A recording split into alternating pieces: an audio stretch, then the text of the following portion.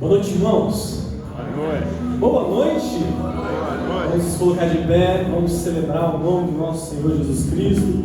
Mas antes vamos elevar os nossos pensamentos a Deus, vamos agradecer por mais essa nossa reunião, esse encontro, onde podemos juntos poder cantar louvores ao Senhor e prestar culto a Ele agradável. Senhor, nós estamos aqui, Pai, mais uma vez em Teu nome e queremos, Pai, celebrar o Teu nome e queremos, Pai, prestar um culto a Ti e que os nossos corações, Pai, estejam voltados para quem o Senhor é e aquilo que o Senhor quer fazer em nosso meio, Pai.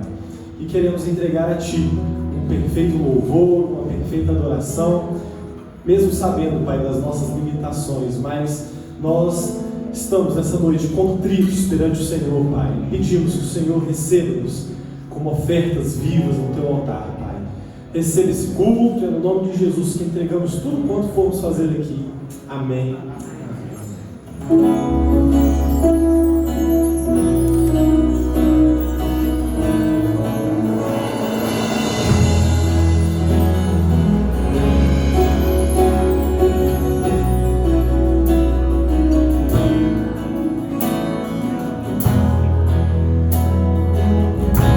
Antes de eu falar, Tu cantava sobre mim.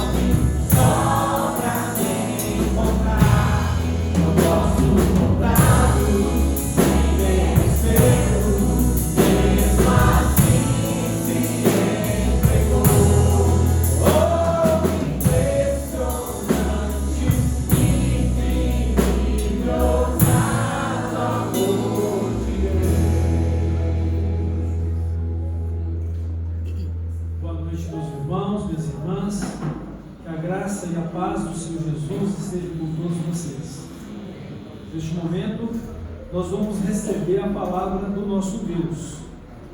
E Ele vai nos falar através do que Ele nos deixou em sua Escritura Sagrada, no capítulo 24 de Mateus. Mateus, capítulo 24, do verso 1 ao verso 14.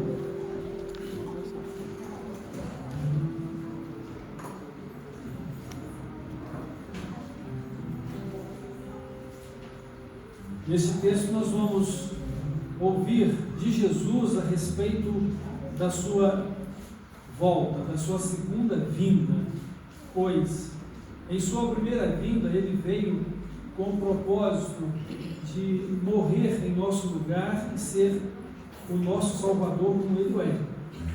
E agora ele vai estar falando do seu retorno para o dia do julgamento final, quando ele vai então dar o reino celestial, o reino de glória dele aos seus seguidores, aqueles que creram nele.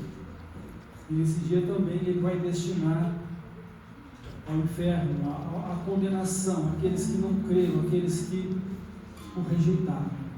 Rejeitaram o amor de Deus, rejeitaram o seu sacrifício salvador e a sua pessoa como Senhor do coração. Então vamos ouvir a palavra do Senhor Jesus. Tendo Jesus saído do templo, ia se retirando quando se aproximaram dele os seus discípulos para lhe mostrar as construções do templo. Ele, porém, lhes disse: não vedes tudo isto?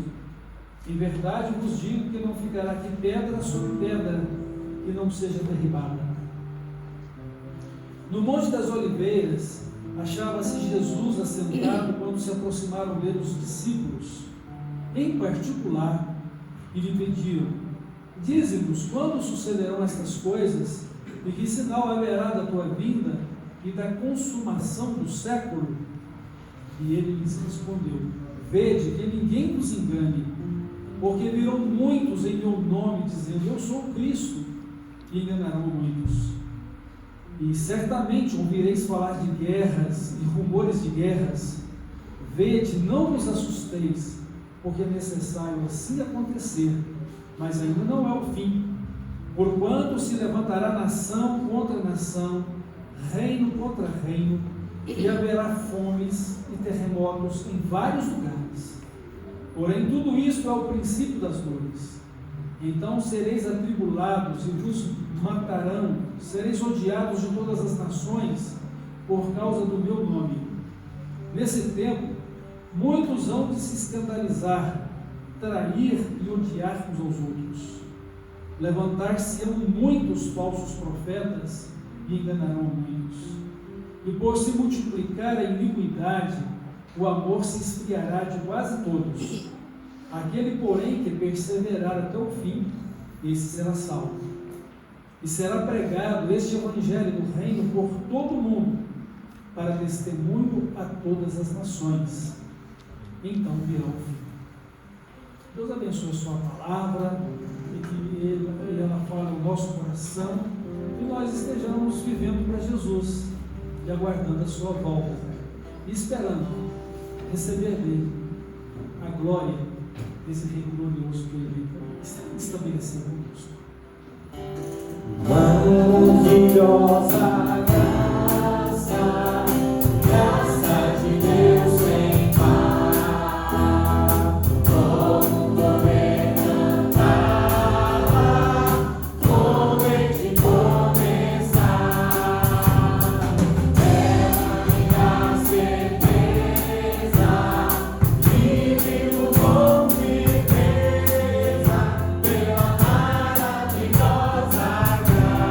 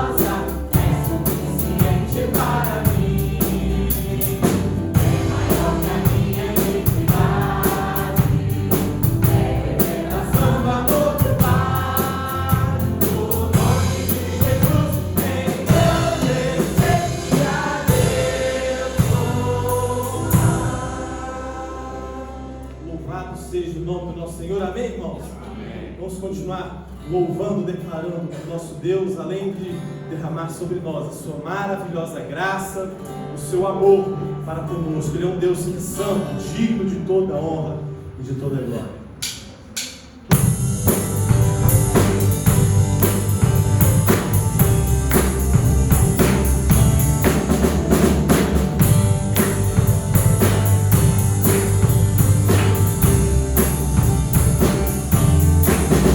Tu és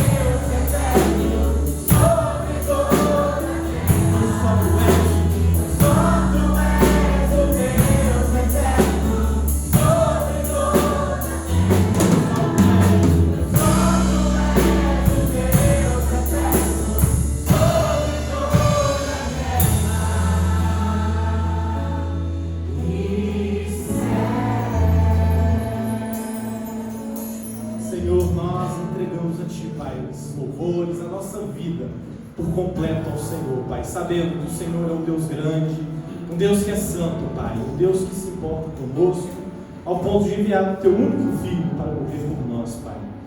E apesar de viver nesse mundo repleto de aflições, Pai, a nossa esperança não está em nós, não está nas coisas que o homem pode nos fazer, mas sim na esperança, Pai, de que o Senhor voltará para nos buscar. E nós queremos, Pai, como servos e servas fiéis do Senhor neste lugar, estarmos prontos para esse grande dia, Pai, preparados para poder cumprir a missão que o Senhor nos tem dado aqui neste local, Pai.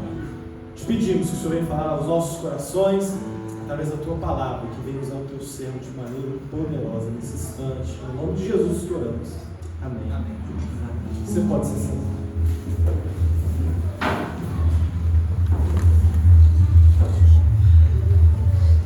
Eu convido as crianças para virem à frente.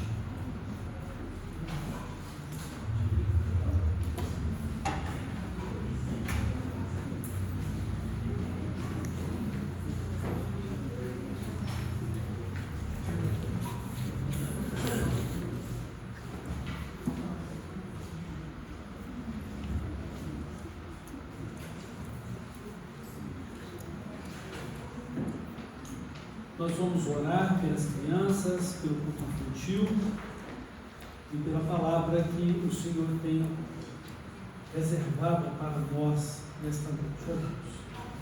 Deus maravilhoso, nosso Pai eterno, Pai celestial, em nome de Jesus, abençoa estas crianças.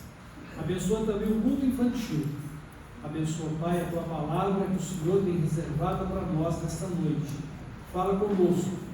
Fala tanto às crianças quanto a nós, e glorifica o Teu santo nome, por meio de Jesus Cristo, como Senhor e Salvador da nossa vida. No nome dEle oramos, e no nome dEle também continuamos a dedicar ao Senhor este culto. Em nome de Jesus. Amém.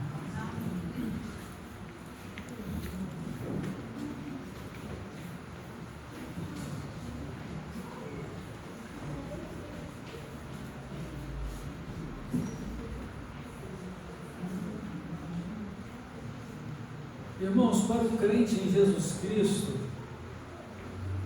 como é gloriosa a mensagem do nascimento e a vida dele como nosso Salvador. Foi tão maravilhoso que o próprio céus se reuniu em um grande coro angelical para poder declarar a glória de Deus. Glória a Deus nas maiores alturas e paz na terra aos homens aqui no terra. Então Cristo veio para nos buscar e salvar. Cristo veio para morrer pelo nosso pecado. Na verdade, quando Deus nos criou, Ele não nos criou para a morte, Ele nos criou para a vida. A morte entrou no mundo por causa do pecado. E uma vez que a morte entrou no mundo por causa do pecado, agora, pelo menos uma única pessoa deveria nascer para morrer por todos: Jesus Cristo. Aquele que não tinha pecado, aquele que viveria eternamente, e é também Deus eterno, junto do Pai e do Espírito Santo, mas Ele veio na condição humana como a nossa, para morrer em nosso lugar. Que história maravilhosa! Mas que história dramática poder tomar conhecimento dos sofrimentos de Cristo. É estonteante ver os seus milagres, mas é dramático ver os seus sofrimentos. Mas Ele foi ferido pelos nossos pecados. Ele foi esmagado por causa das nossas transgressões. E o castigo que nos trouxe a paz recaiu sobre ele. Pelas suas feridas nós fomos curados. Aí está a dramaticidade, não apenas do sofrimento e morte do nosso Salvador, mas é a nossa própria história, porque Ele levou sobre si as nossas dores, carregou consigo as nossas enfermidades. E foi todo aquele sofrimento que nos trouxe vida e paz. Mas que coisa ainda mais estonteante e gloriosa é a ressurreição dele, 3 dias depois, milagrosamente, pelo poder de Deus. Então, um anjo revolve a tampa daquele túmulo, ele está vazio. Jesus não está mais ali, porque ressuscitou. Glória a Deus, aleluia. O nosso Cristo é o Cristo vivo, não é um Cristo morto. Ele não permaneceu no túmulo. Aliás, somente 3 dias, como ele disse. 3 dias no seio da terra. E depois disso, voltaria vivo, vitorioso sobre a morte. E com um detalhe, desfez o poder do pecado na sua morte a nosso favor. Porque todo aquele que nele crê, agora é perdoado e salvo. O sangue de Jesus Cristo foi usado por Deus para lavar e para nos purificar de todo pecado e nos dar uma nova vida. Agora, no texto de hoje, nós vamos ouvir a respeito da sua segunda vida, e que vai reunir novamente os elementos de glória e de drama. Glória para os crentes e seus seguidores, mas um drama terrível para aqueles que não creram, para aqueles que não o receberam, para aqueles que não o seguiram. Não é apenas segui-lo por uma questão de religiosidade, porque isso também não é aceito por ele, mas segui-lo num relacionamento pessoal, de amor, de santificação, de consagração da vida a ele, andando com ele pela fé, para encontrar com ele nas moradas celestiais, face a face, vê-lo como ele é. Então, Jesus, ele está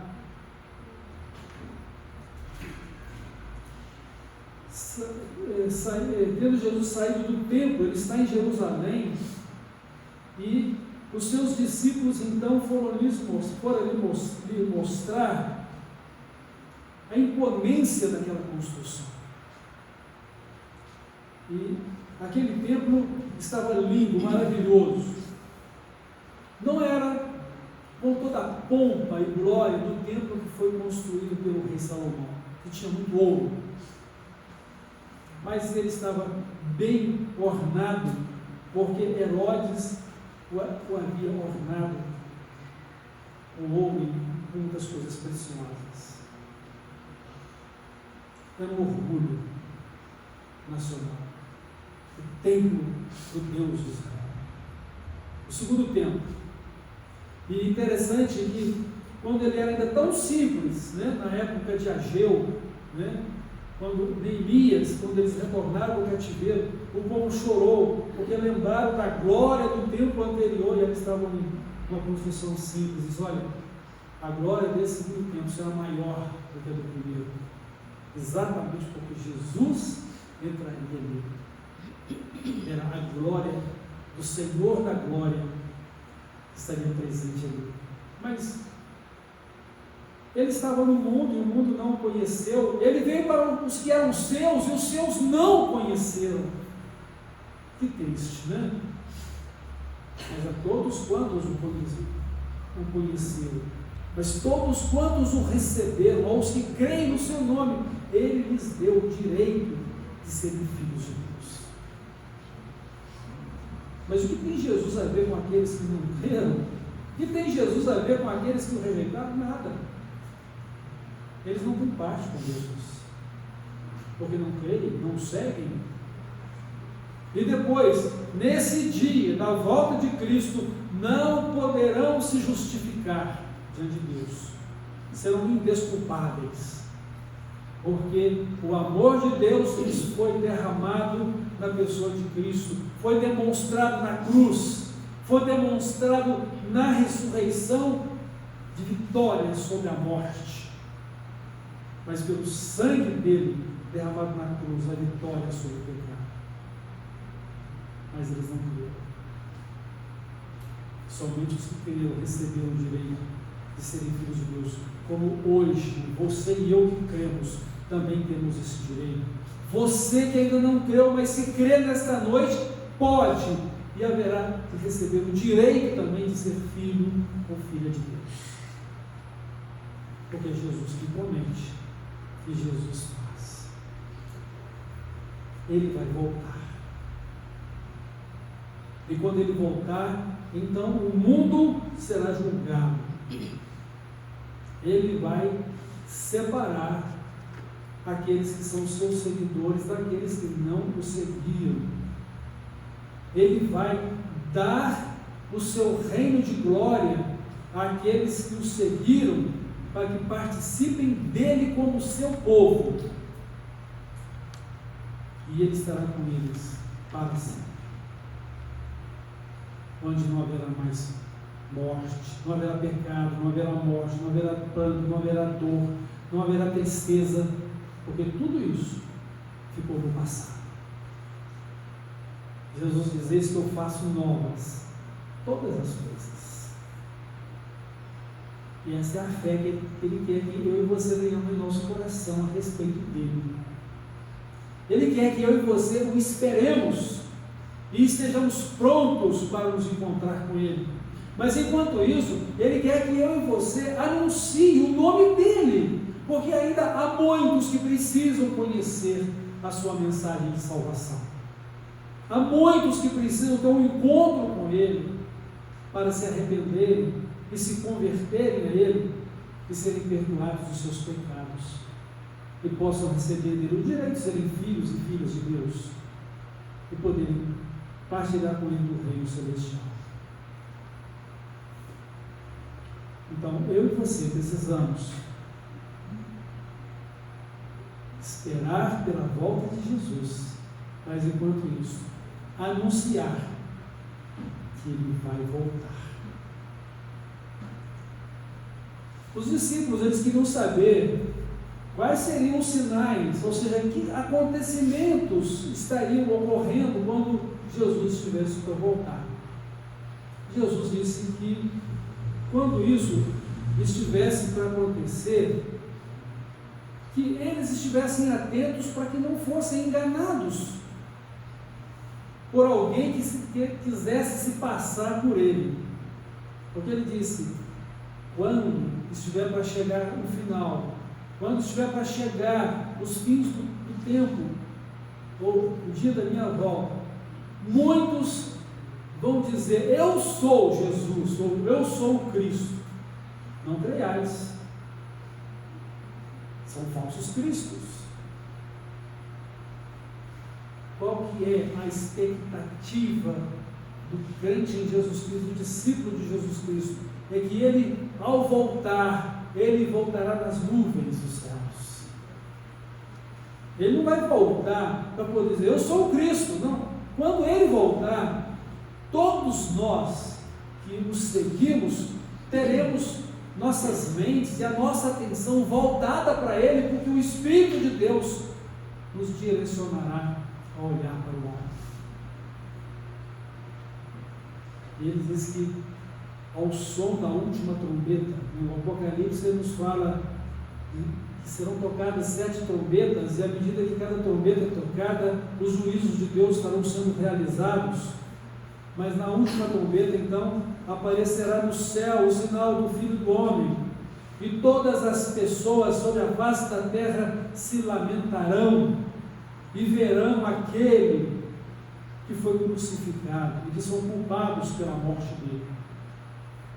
Eu e você éramos culpados também da morte dele, mas agora já fomos justificados pela fé nele. Mas ele morreu por causa do meu e do seu pecado. O meu pecado e o seu pecado produziu toda a dor e todo o sofrimento que Jesus passou. para que agora nem eu nem vocês possam ter esse sofrimento na eternidade. Então, Ele virá nas nuvens dos céus. Então, quando alguém dizer, Jesus voltou, Ele está lá em Israel, ou então Ele está lá no Egito, ou Ele está lá na Europa, não vá atrás disso, é mentira, são falsos cristos. Podem ser até mesmo fatos reais da nossa história presente, mas falsos quanto à verdade de Jesus e da sua volta, porque Ele virá nas nuvens dos céus, todo olho verá, e aquele que creu, aquele que o seguiu, vai subir ao encontro dele nas nuvens, para estar com ele para sempre. E aqueles que já morreram vão ressuscitar. A palavra de Deus diz que os mortos ouvirão a voz do Senhor e todos os túmulos vão se abrir para que levantem de suas sepulturas aqueles que morreram e foram sepultados. Mesmo que já não exista mais nada daquele corpo sepultado, porque já se decompôs, já virou pó, mas ouvirá a voz do Senhor e voltará novamente à vida. E o espírito de vida que temos, que provém de Deus, se unirá novamente a esse corpo ressuscitado, glorioso, eterno, e para viver as delícias da glória de Deus. Ele virá. Quando? Nós não sabemos o dia nem a hora. Jesus simplesmente diz: estejam atentos, estejam preparados. E aí contou uma história, uma ilustração que diz o seguinte: quando o senhor de uma determinada propriedade, ele viaja, ele deixa o seu servo com a seguinte recomendação: esteja pronto para quando eu voltar. E aquele servo, ele tem que esperar o seu senhor, de dia e de noite. Ele tem que estar preparado para recebê-lo, porque seria uma tremenda falta de responsabilidade, de indignidade, quando o Senhor chega e ele estiver dormindo, ou ele não estiver no seu posto de espera. Então ele só pode descansar depois que o seu Senhor chega e depois dele ter servido ao seu Senhor. Aí ele se servirá e descansará.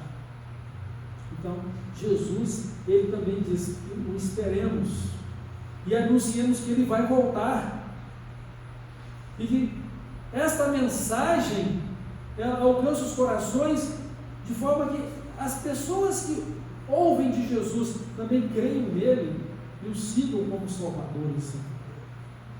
É um chamado de Deus. É o Evangelho sendo anunciado. É o Evangelho também sendo vivido por nós. Então, ele virá. Então, Jesus disse: olha, ainda não é propriamente o fim, mas vocês vão ouvir de guerras, de rumores de guerras, e se levantarão nação contra nação, reino contra reino. Estejam atentos a esses sinais. E outra coisa, haverá perseguição a vocês em todo o mundo. E essa perseguição tem crescido muito nesse nosso tempo. Muitos cristãos tiveram que abandonar seus lares, suas propriedades, até mesmo seus países, por causa da perseguição à sua fé. E nós ainda vivemos num país que ainda temos liberdade de adoração e de expressão da nossa fé.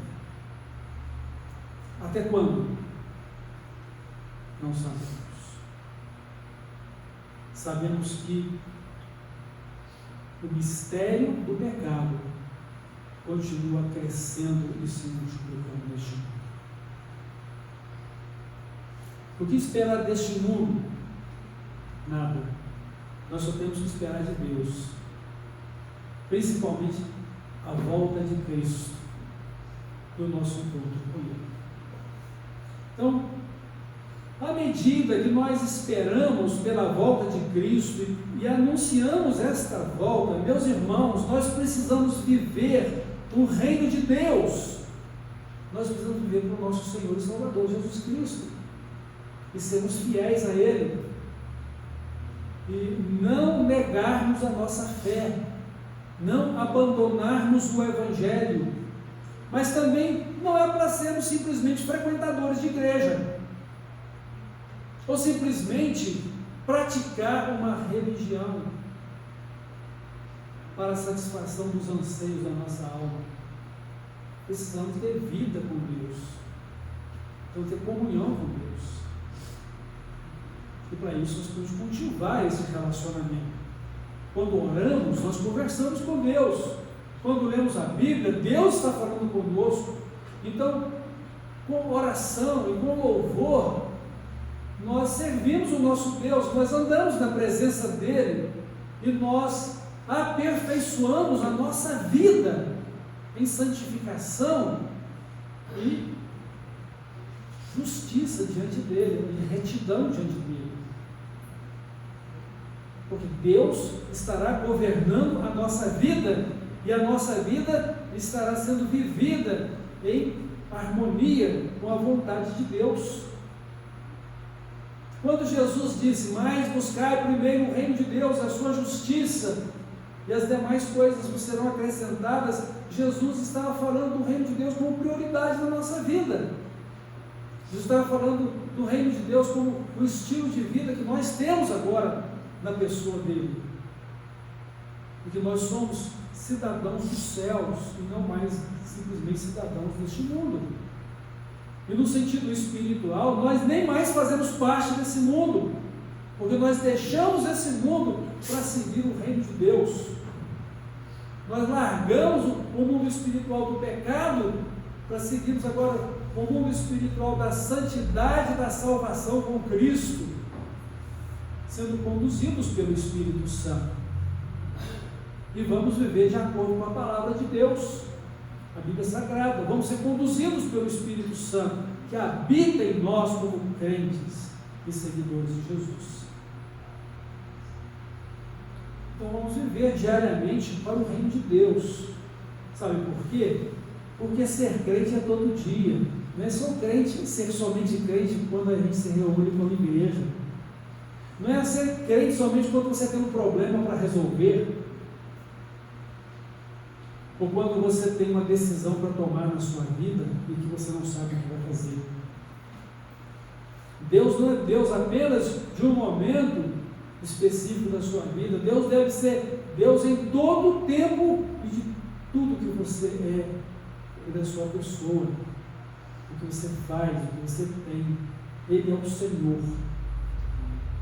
Ele é o Deus que reina soberanamente sobre você e sobre todas as coisas. E Ele sempre faz tudo perfeito, tudo bom. Se alguma coisa te incomoda, é porque é a sua necessidade de se ajustar à bondade e à santidade de Deus. Não é Deus tendo que ajustar-se a mim ou a você. Nós é quem temos que nos ajustar a Ele. Como Ele diz: sejam santos porque eu sou santo. Sejam santos como eu sou santo. Sejam perfeitos como é perfeito o vosso Pai que está no céu. Jesus nos manda fazer assim.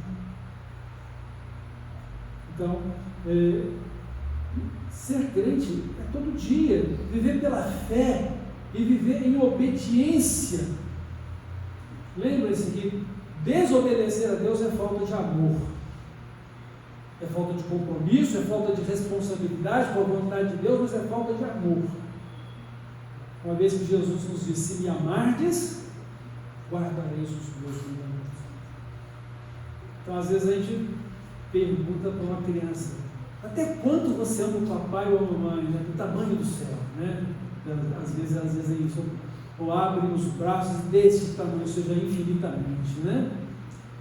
Qual é o tamanho do seu amor para Deus?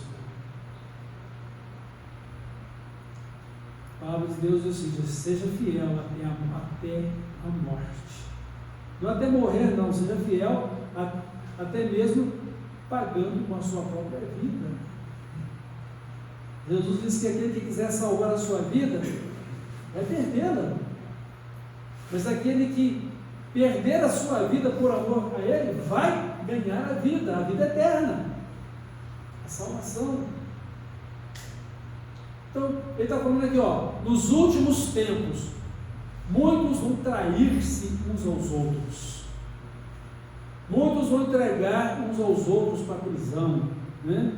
Vão odiar-se mutuamente, vão abandonar a fé, ou seja, por multiplicar o pecado, o amor de muitos se esfriará, mas aquele que perseverar até o fim, esse será salvo. O que Jesus está querendo dizer com isso?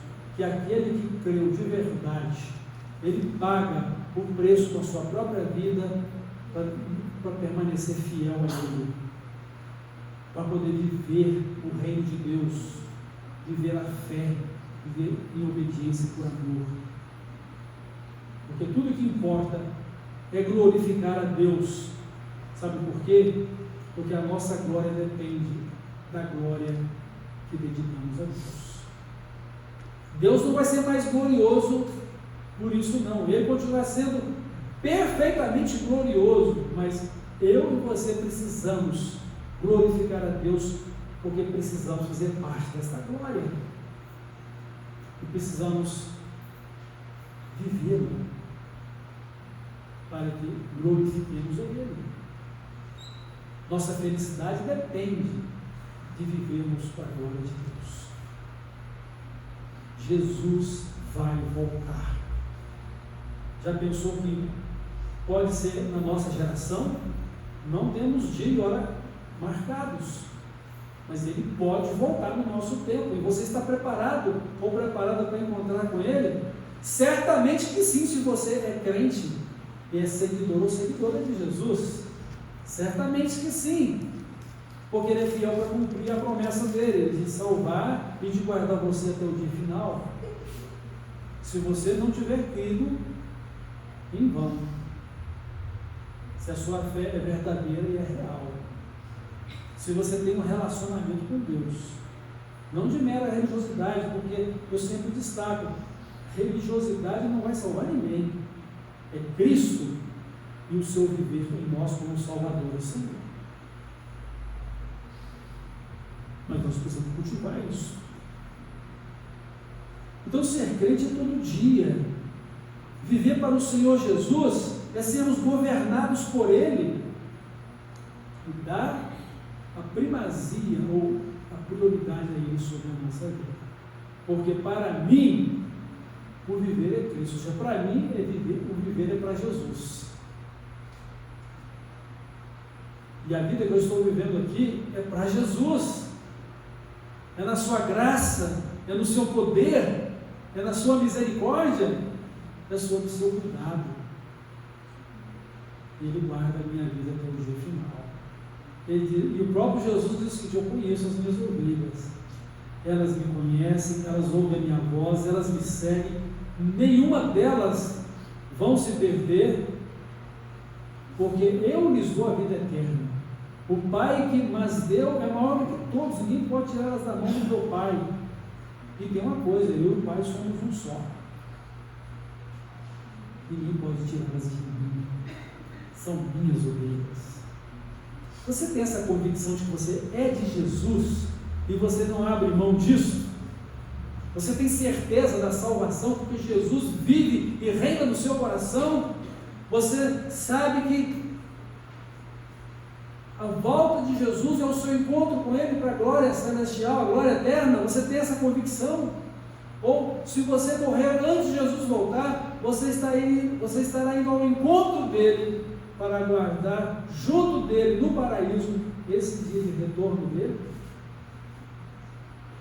Para aguardar a ressurreição lá junto com ele, como aquele ladrão arrependido na cruz, aquele dia que Jesus morreu. Aquele ladrão arrependido disse: lembra-te de mim quando entrares no teu reino. Jesus disse: hoje mesmo estarás comigo no paraíso. Que glória, né? Bênção de Deus.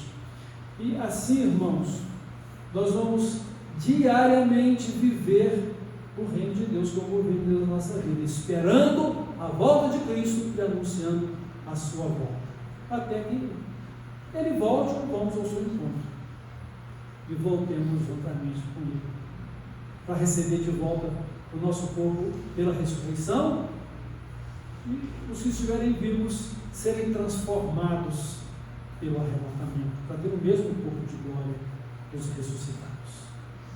A última coisa que eu quero destacar aqui sobre a volta de Cristo e a proclamação dessa volta, que a gente não pode esquecer dela. Você não pode esquecer de que Cristo morreu por você, que Ele é o seu Salvador e Senhor, que você precisa segui-lo de todo o seu coração e amá-lo com toda a sua alma, seu entendimento e forças, e ser um crente fiel e dedicado. Você não pode esquecer disso. Não pode esquecer que Ele vai voltar. Não pode esquecer do reino de glória que Ele vai estabelecer com você no último dia.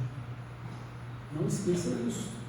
Mas por outro lado, enquanto Ele não volta, ou enquanto Ele não te chama para morar com Ele, lá na glória, você precisa viver aqui em adoração e serviço a Ele, junto da igreja que é o corpo dele. Jesus não te salvou para você viver isoladamente nesse mundo. Jesus não te salvou para você ser uma individualidade deste mundo. Ele salvou para fazer parte do povo dele, da família dele, do corpo dele, que é a igreja. Tanto que ele diz o seguinte: edificarei a minha igreja e as portas do inferno não prevalecerão contra ela. Aquele que for ligado aqui na terra terá sido ligado nos céus. Mas aquele que estiver desligado na terra também terá sido desligado nos céus. Ou seja, muita gente que está ligada a uma igreja aqui na terra, provavelmente nunca ainda foi ligada no céu, porque ainda não se converteu de verdade, porque está seguindo uma religião ou seguindo uma igreja porque é um lugar gostoso de se estar, ou porque é um lugar onde eu venho buscar uma bênção, ou por causa das amizades, ou porque gosta do ambiente. Podemos desfrutar de tudo isso e é bom, mas não são os motivos reais, ou o real motivo pelo qual nós nos encontramos como membro da igreja.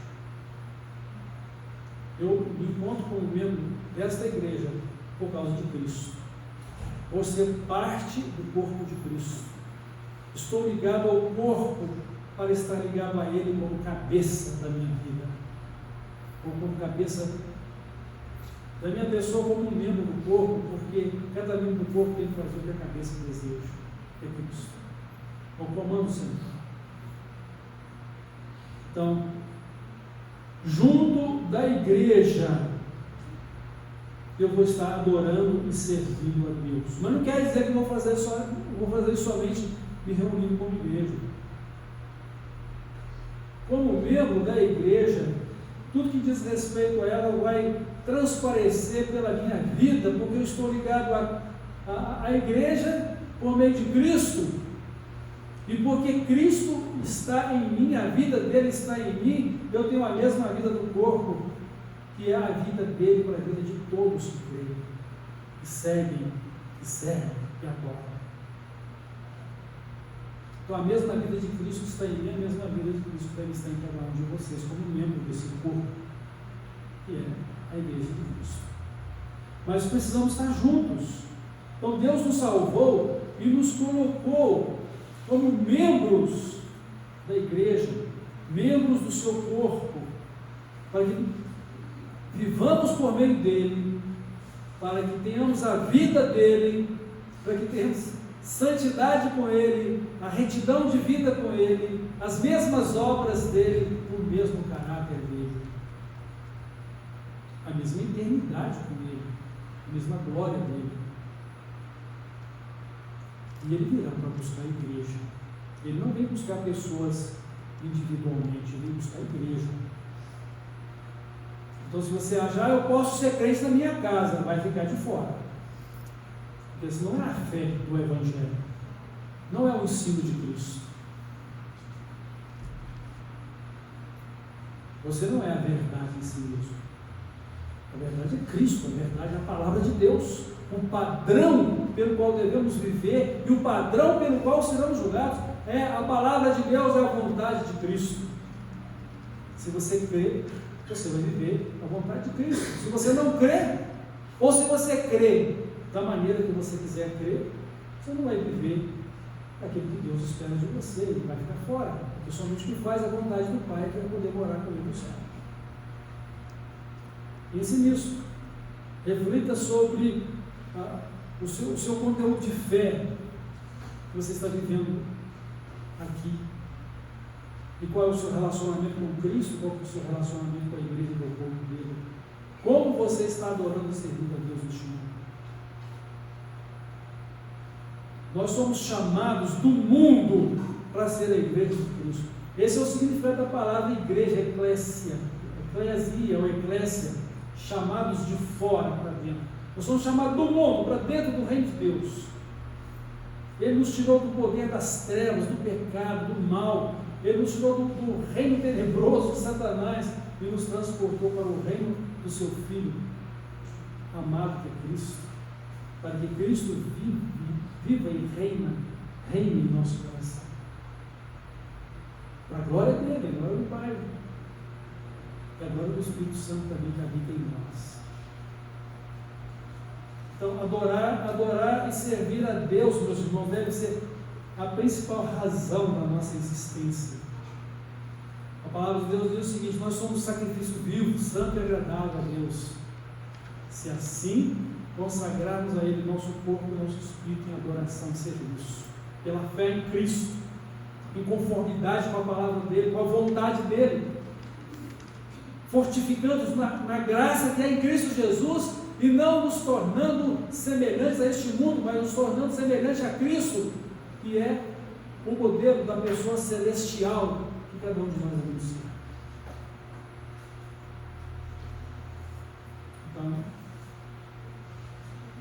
somos adoradores por excelência e nós precisamos permanecer de forma contínua no altar de Deus. Hoje, na nossa escola bíblica dominical, nossos professores estavam dizendo o seguinte: olha, quando você entra aqui, você já entra com ações de graças, com adoração. E o Salmo 100 diz isso, né? Entrai por suas portas com ações de graças e nos seus átrios com louvor. Em todo o tempo. Louvarei ao Senhor em todo o tempo, e o seu louvor estará continuamente nos meus lábios. Porque a glória de Deus revelada em Cristo para a minha vida, ela reflete o tempo todo a minha vida com Ele, o que eu sou através dEle e aquilo que Ele é para mim. Assim como a lua reflete a luz do sol, nós devemos refletir a luz de Cristo como satélites dele na revelação da glória de Deus, para que as pessoas possam ver em nós o bom cheiro de Cristo, o bom perfume de Cristo, a glória de Deus. Assim resplandeça a vossa luz no meio das trevas, para que os homens vejam as vossas boas obras e glorifiquem ao vosso Pai que está nos céus. Ou seja, que os homens possam ver a sua identidade completa com Cristo e vejam Cristo por meio da vida de vocês e deem glória a Deus pela vida eterna, pela salvação, pela presença dEle, emanada pela vida de cada um, pelas obras, pela fé. As nossas obras não nos salvam, mas elas são um testemunho vivo da fé e da glória que participamos da glória de Deus. Então, meus irmãos, Jesus vai voltar. Muitos acontecimentos já estão presentes no mundo de hoje: fome, peste, guerra, violência, o pecado tomando totalmente a mente humana, como nos dias de Noé. Nos dias de Noé, quando Deus julgou o mundo com o dilúvio, a palavra de Deus diz o seguinte: Deus viu que toda a imaginação do pensamento humano era mal continuamente. E Deus disse: olha, não suporto mais tanto pecado, vou destruir o homem que criou. E Deus mudou de novo. E agora que a humanidade se refez através da família de Noé, nós hoje aqui, Deus tem visto novamente a escalada do pecado na humanidade.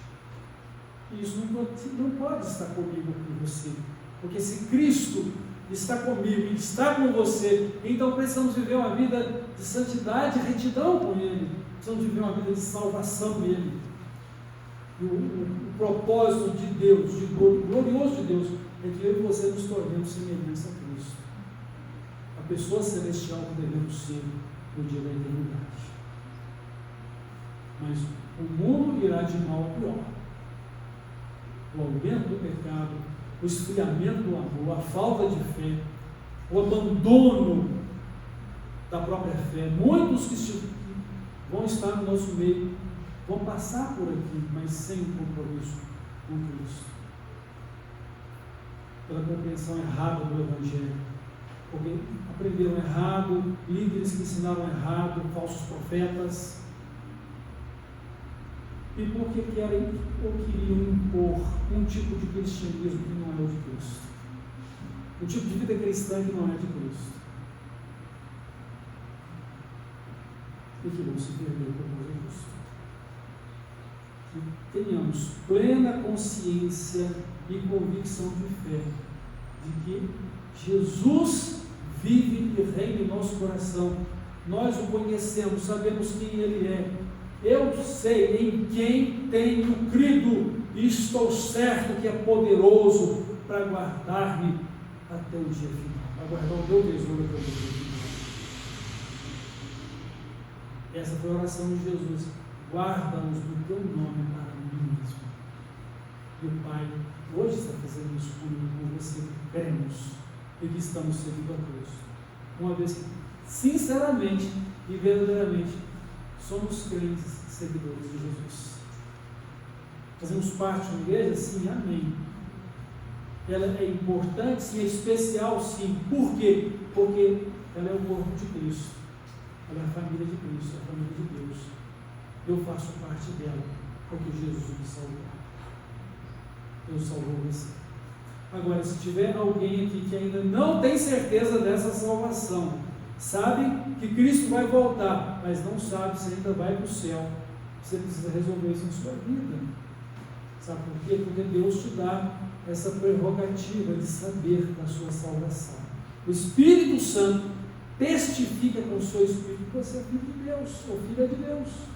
O Espírito Santo vai te dar esse testemunho de fé, que você está salvo, salva, porque você sabe quem é Jesus na sua vida. E você sabe que o seu amor a Ele é real e é para sempre. E que Ele está com você. Não porque você merece ou porque você está vivendo uma vida certinha. Precisa ser certinho, mas infelizmente, se você falar que está tudo certinho, você vai estar pecando pela mentira, né? Mas você precisa de estar santificando a sua vida a Ele, dependendo dEle, andando com Ele, vivendo com Ele, vivendo para Ele, por amor a Ele, e pelo amor dEle por você, porque Ele deu a vida dEle por você.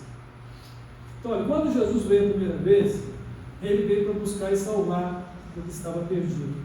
Agora, quando Jesus vier a segunda vez, Ele virá como juiz. Se você está seguindo a Jesus como filho de Deus, filha de Deus, crente nele, então não há mais condenação por você. Você já passou da morte para a vida. Não há condenação para os que estão em Cristo Jesus. Tem certeza de fé, e a palavra dele está dizendo isso, né? Eu creio. Mereço? Não. Possa haver alguma dúvida de falta na minha vida? Sim, mas nunca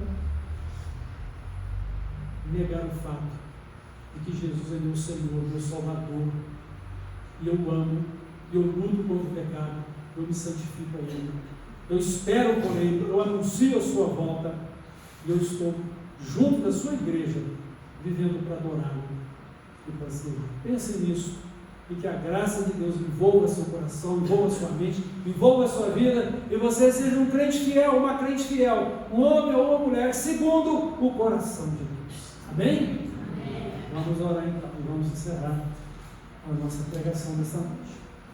Deus de amor, obrigado pela sua palavra, obrigado pelo seu amor para conosco, obrigado porque Jesus veio, nos buscou, salvou, agora nós estamos com Ele e estamos aguardando a sua volta para o estabelecimento do reino celestial, do reino de glória, quando seremos completamente semelhantes a Ele e participaremos plenamente da sua glória, por amor a Ele, por amor ao Senhor, para dar todo louvor, toda honra e glória perfeitos ao Senhor, sem nenhum impedimento, sem nada que nos atrapalhe, Pai.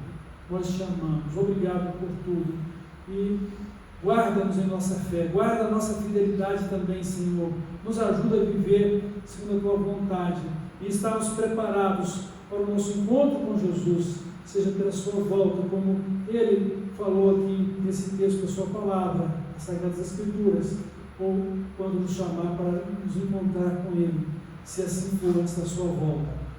E que o Senhor também esteja ministrando salvação àqueles que ainda estão perdidos.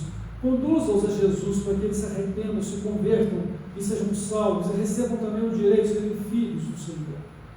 E eu te peço por aqueles irmãos e irmãs que ainda não alcançaram a maturidade espiritual para poder ter essa convicção de fé. Eu estou salvo porque Jesus já está comigo. Eu estou salvo porque Jesus vive e reina no meu coração e eu sou dele. E não é porque eu erro ou eu estou acertando que eu sou salvo, mas porque Jesus vive em mim. Dê a eles, Pai, esse conhecimento, essa fé e essa maturidade. Ajuda-os a crescer espiritualmente e que sejam pessoas também que proclamem o teu nome para ganhar outras almas para o Senhor Jesus. No nome de Jesus, eu